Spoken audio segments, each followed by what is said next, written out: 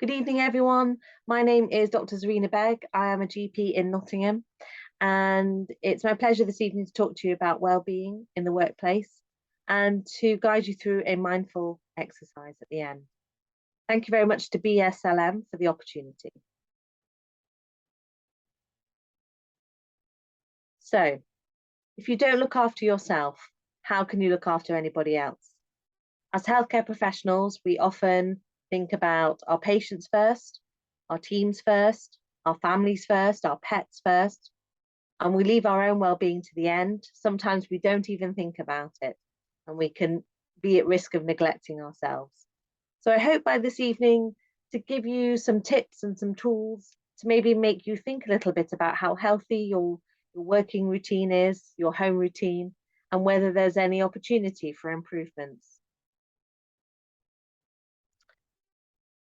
So an average day's work. This is an exercise I normally get everyone to do in groups, but if you take a screenshot of those questions and in your own time write down the answers and maybe do it with a work colleague or a family member and compare your answers and have a bit of a discussion, or you can do it on your own as well.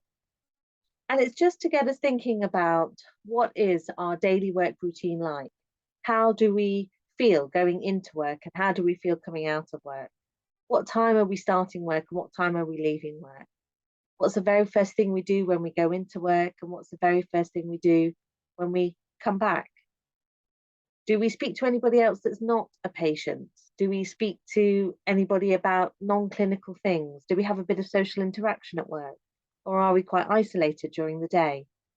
Do we remember to eat and drink during the day? Are we active or are we glued to our chairs? GPs were often glued to our chairs. So it's a good exercise just to have that little think about your average day's work.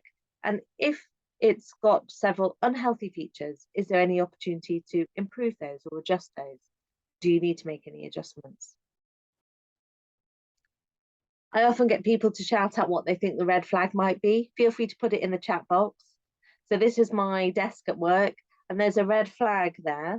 If you want to have a go at putting it in the chat box, feel free. But it's the cup of tea. It's the cold cup of tea. You can't tell it's cold in the picture, but it's made with good intentions at 8 o'clock in the morning, and it's often not drunk until 1 o'clock, maybe 3 o'clock, maybe just before I leave work. So just a reminder, we always set some good intentions during the day and try to see those through. Try to drink that cup of tea, if anything. Have a think about where you work, the environment in which you work. So if you work in a ward or a hospital, it may be a bit tricky to have any influence over your working environment. But if you have an office or you work from home, again, have a little bit of a think about your environment. This can have a big impact on how we feel when we're at work and our productivity. This is my workstation, and I often get people to say what they think is good about it and what they think is not so good about it. So feel free to put some things in the chat box about what you think is great about my workstation and what you think could be improved. In the interest of time, you'll notice I've got a standing desk, I've got 2 screens, and I've put my drinks right in front of me. They're not tucked away in my bag. So I've improved my chances, hopefully, of drinking those drinks.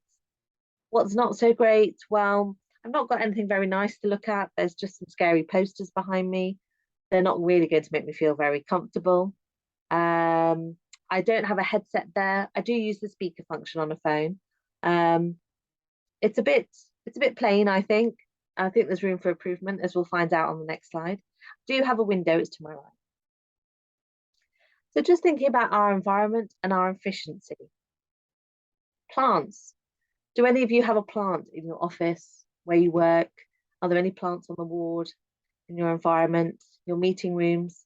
Plants have been shown to reduce stress, increase our productivity, clean the air, and reduce absence.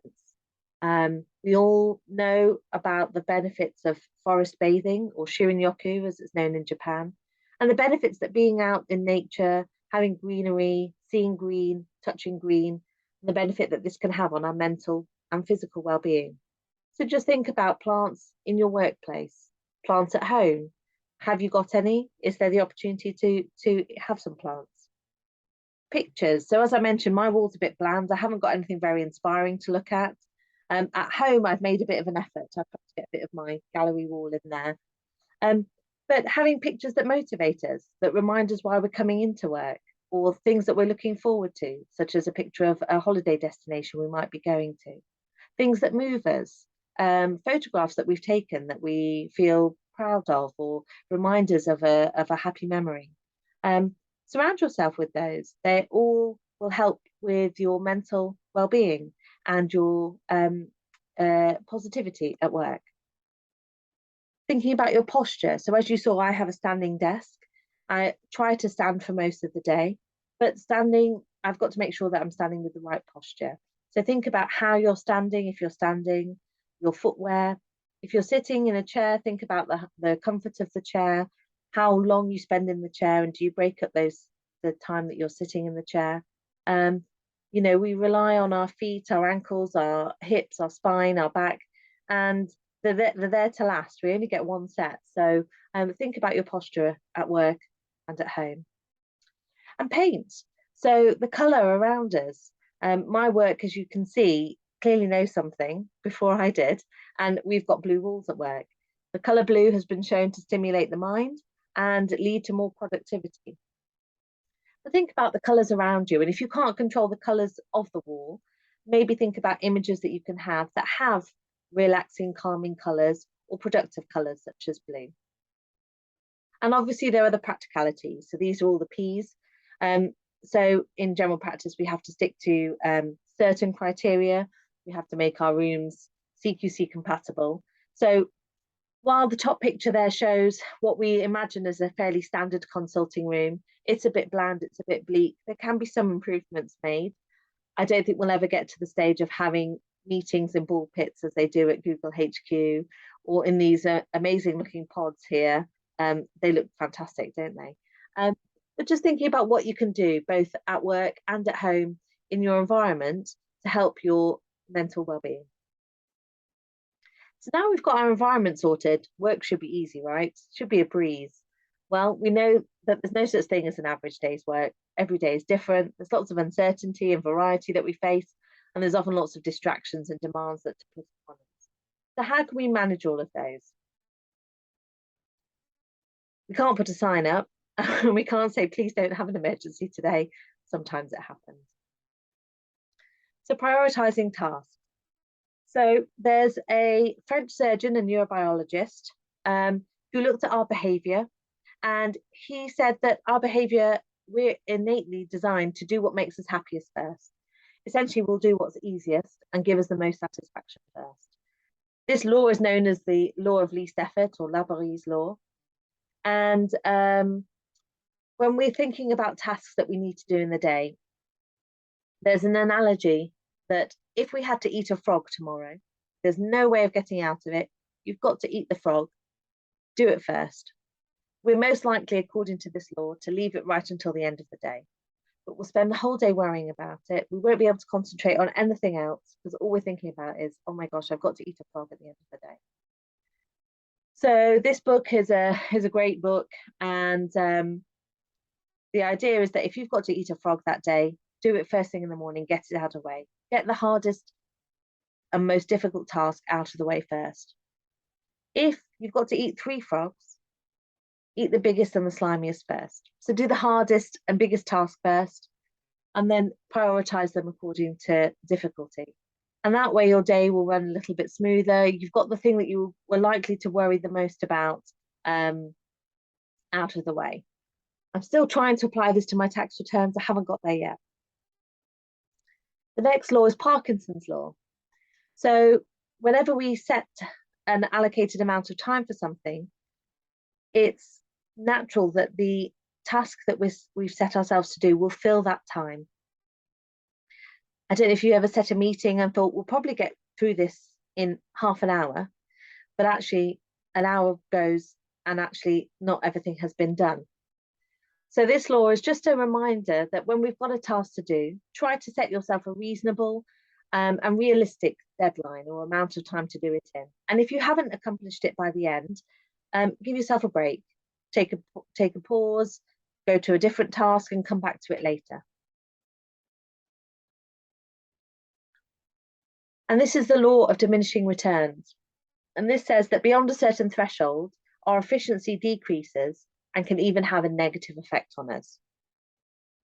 Often, when we start a task, we get more and more productive and efficient, and we reach a state of flow. I'm sure some of you can relate to when you started something and you gradually reach a peak of where you're being really productive. And then we start to plateau, and then our productivity and efficiency starts to fall. And that tends to happen after about 90 minutes. So this is a reminder to take a break. I call it the take a break law. After 90 minutes, no matter what you've been doing, if you can, take a break. Go look out the window, go for a walk down the corridor, go make a cup of tea, knock on someone else's door. And by giving your brain that break, you will then be helping yourself start back again at the bottom of the graph and continue to improve your productivity.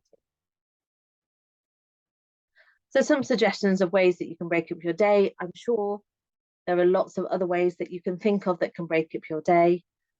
This office has really got it going on. They've got trees coming out of their desks. So ultimate forest bathing in the office. And they've got these clear bubbles around them. So you can actually see each other. You can perhaps say, right, let's go for a walk at lunch and so on. So really interactive way of working. This image is a little bit distracting, but ironically, it's meant to help you with suggestions of how to focus in an age of distraction. It's just a reminder that during the day at work and at home, we're often distracted. And we need to find ways of switching off, ways of using our time wisely, and developing healthy habits and routines. So thinking about some of the pillars of lifestyle medicine, what are we eating and drinking in the day at work? Are we having a colourful lunch? Are we eating the rainbow? Are we drinking enough fluid during the day? So just having a think about what we're eating and drinking during the day at work. Are we being active at work, or are we glued to our chair? I think chairs with wheels are the most dangerous invention, because we wheel ourselves from our desk to the patient, and then we wheel ourselves to the sink, and then we wheel ourselves back to our desk. So these are 6 exercises that you could do at your desk. Get everybody doing them at the meeting, at the start and at the end, while you're waiting for your next patient. Get up and do a few stretches. Normally I get everyone to do a 30-second chair squat challenge at this stage. I will trust you all to do that in your own time. A little acronym just to help you remember. So take a break. Don't keep pushing and pushing. You'll become less and less productive. Think about what you're eating and remember to eat and drink. Get up and be active, get out that chair, go for a walk. Enjoy yourself at work. So say hello to your team colleagues, get out of your room, don't be isolated. Remember that we're all learning, and we learn best when we're talking and around others. And remember to live. It's our life. We only get one, and we work to live, not live to work. So bringing it back to the beginning, if we don't look after ourselves, how can we look after anybody else? Don't be like the person at this shop health aisle who's clearly not taking their own advice. So what I'd like to do now is just guide you through a mindful exercise. Mindfulness is a way of focusing our breathing and our attention, and just taking ourselves away from a specific stress or worry, and bringing us present into the current moment. Some of you may practice mindfulness already, or meditation or yoga. These have a lot of similarities. So I'd like you to get comfortable in your chair, and I'd like you to either close your eyes or just gently soften your gaze.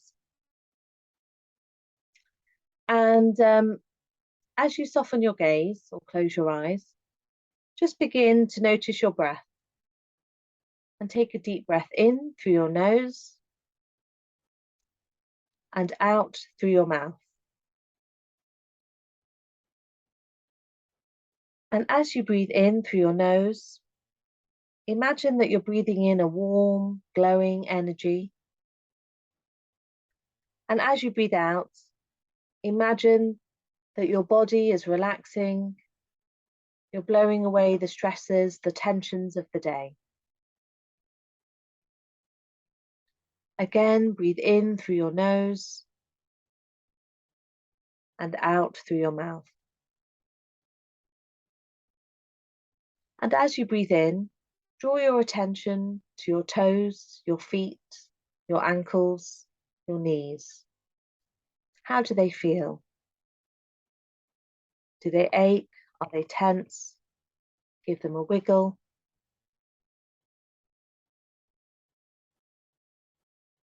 And as you breathe in, imagine you're sending that warm, glowing energy all the way to the tips of your toes, your feet, your ankles, your knees. And as you breathe out, let them soften. Feel them relax.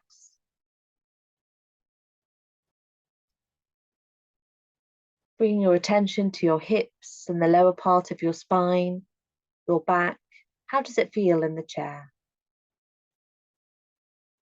As you breathe in, send that warm, glowing energy all the way to your hips, your spine. And as you breathe out, feel it relax. Let it soften.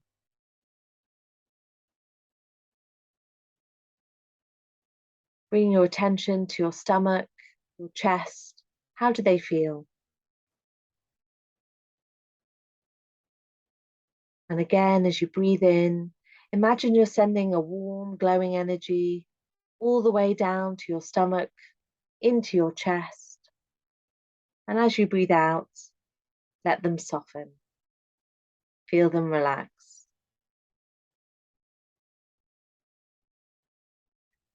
Bring your attention to the upper part of your chest, your heart, your shoulders. How do they feel? As you breathe in, send that warm, glowing energy to your heart, your shoulders. And as you breathe out, feel it relax. Let them soften.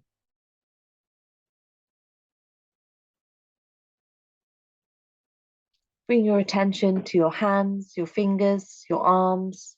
How do they feel? As you breathe in, send that warm, glowing energy all the way down your arms to your elbows, your wrists, your fingers. And as you breathe out, let them relax. Feel them soften. Bring your attention to your neck, your chin, your jaw, your cheeks, your eyes, your forehead. How do they feel? Are they tense? Is your jaw clenched? Are you frowning? As you breathe in, send that warm, glowing energy all the way down to your neck, your chin, your jaw, your cheeks, your eyes, your forehead.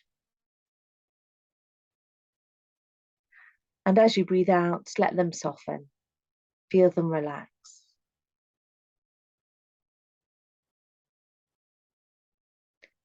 Just stay here in this moment of relaxation. With your next breath, take a deep breath in through your nose and send that warm, glowing energy all the way from the top of your head, down your jaw, your neck, through your shoulders, your arms, to the tips of your fingers, down your chest, your stomach, your hips, all the way down your legs, down to the tips of your toes. And as you breathe out, feel your whole body soften and relax. You may have thoughts that cross your mind. Let them float by like clouds in the sky.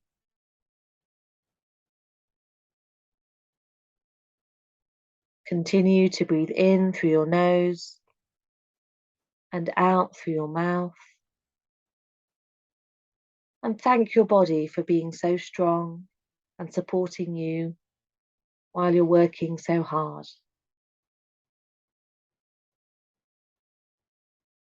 You may want to wiggle your toes, wiggle your ankles, wiggle your knees, wiggle your hips, wiggle your shoulders, your neck, your eyebrows, your hands.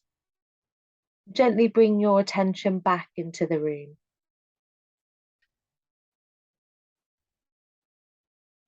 Gently, when you're ready, open your eyes and just take a few breaths.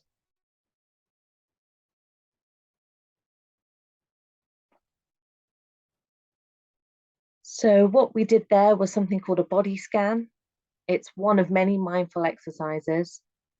And it's just a reminder that when we're feeling stressed, anxious, when we feel like we have a lot going on or we feel overwhelmed, breathing is something that we can all do.